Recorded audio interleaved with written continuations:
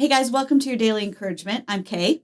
This week I was reading in 2nd Chronicles chapter 30, and it was so interesting because it was a cleaning story. And if you're like me, cleaning is so fascinating. I love those hoarding shows where they go into the hoarder houses and they scoop out all the trash and they clean it from top to bottom. It's so transformative.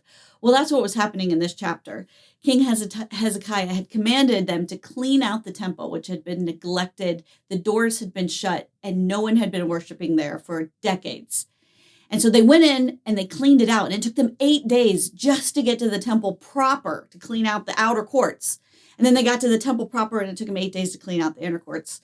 And chapter 15 says that they were careful to do everything the Lord had instructed in their work.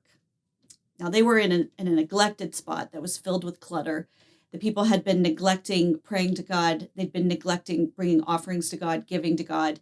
They'd been neglecting the presence of God in the temple, and they had just cluttered up the place that was supposed to be for God's worship.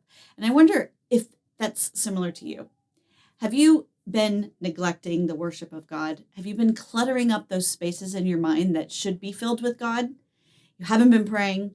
You haven't been reading the Bible. You haven't been giving to God. Maybe you haven't even been going to church. Let me encourage you to be like Hezekiah and those hoarder houser cleaners. Go in and clean out those spaces of clutter. Return to the Lord, open the door and say, God, will you please come in and fill my life with your goodness and clean me out from inside out.